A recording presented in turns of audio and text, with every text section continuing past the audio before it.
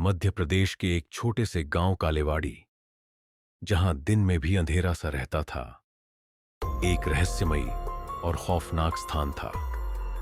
यह गांव चारों ओर से घने जंगल और पहाड़ियों से घिरा हुआ था।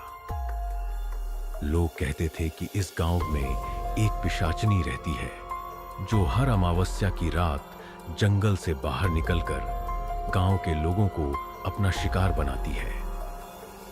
गांव के बुजुर्गों का कहना था कि इस पिशाचनी का अस्तित्व तब हुआ जब एक खतरनाक तांत्रिक ने एक साध्वी को मार दिया था और उसकी आत्मा को अपवित्र कर दिया था।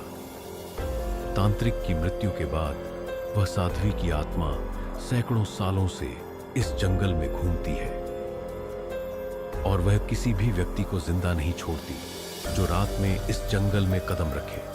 लेकिन इन बातों पर विश्वास करने वालों की संख्या कम होती जा रही थी, क्योंकि युवा पीढ़ी को ये सभी केवल बकवास लगते थे। रवि, अदीब, अजय और मनीष गांव के 3 युवा थे, जो इस डरावनी पिशाचनी की सच्चाई जानने के लिए रात के अंधेरे में जंगल में घुसने का निर्णय लेते हैं। वे गांव वालों के डर से हंसी उड़ाते हुए कहते हैं, इन पुरानी कहानियों से डरकर हम कुछ नहीं करने वाले। हम खुद देखेंगे कि पिशाचनी नाम की कोई चीज है भी या नहीं। वह तीनों अमावस्या की रात, जब पूरा गांव सो चुका था, जंगल की ओर बढ़े। हवाओं में हल्का सा शोर था और पेड़ों की शाखाएं अजीब तरीके से चरमराहट कर रही थीं। जैसे ही वे जंगल के अंदर पहुंचे, उनकी टॉर्च की रोशनी में कुछ अजीब से साए घूमते हुए दिखाई दिए। अचानक मनीष ने चौंक कर कहा, क्या तुमने ये देखा?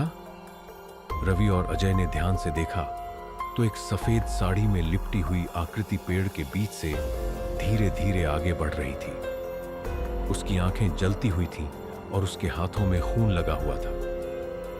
रवि ने हिम्मत जुटाते हुए कहा, यह सिर्फ हवा के झोंके की वजह से है, हम आगे बढ़ते हैं।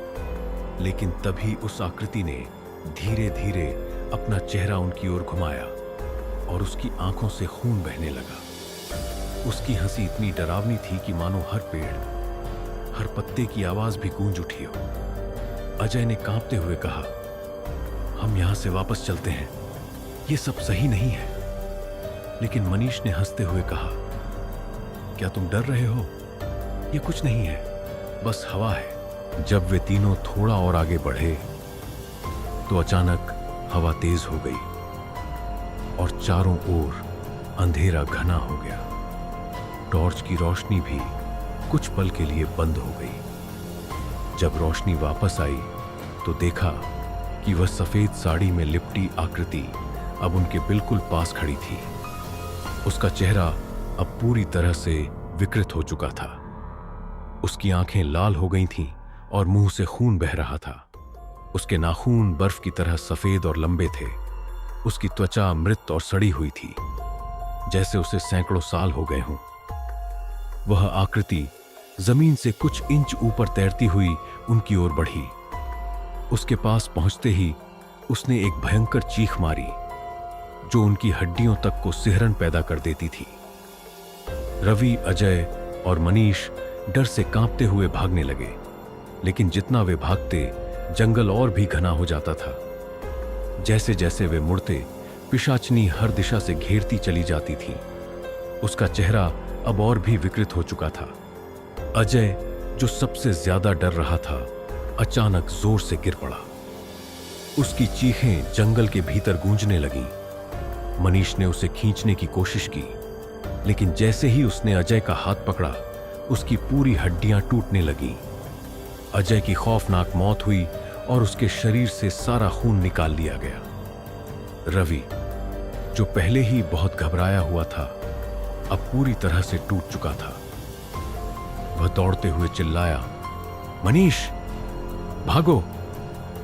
लेकिन मनीष भी अब पिशाचनी के कब्जे में आ चुका था।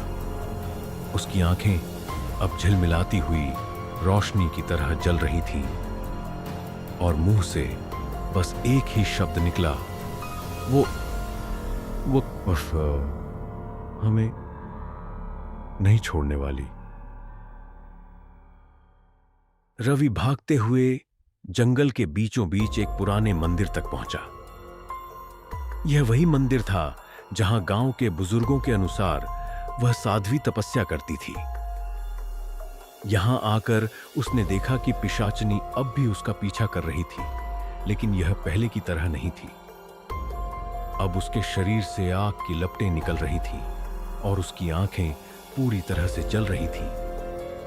तभी मंदिर के भीतर एक पुराने पत्थर से आवाज आई, तुम्हें बचने का कोई रास्ता नहीं है। तुमने मेरी नींद को तोड़ा है, अब तुम्हें अपना अंत भुगतना होगा। रवि ने पलटकर देखा तो पाया कि पिशाचनी अब पूरी तरह से उसकी ओर बढ़ चुकी थी।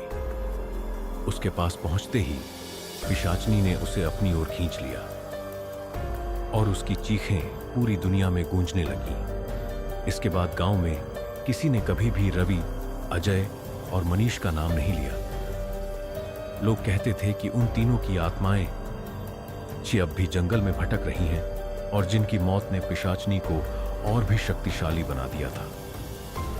हर अमावस्या की रात कालेवाड़ी के गांव के लोग जंगल की ओर इशारा करते हुए कहते हैं, वहां उनका शिकार इंतजार कर रहा है, वही जो तुमसे पहले डर के मारे भाग गया था।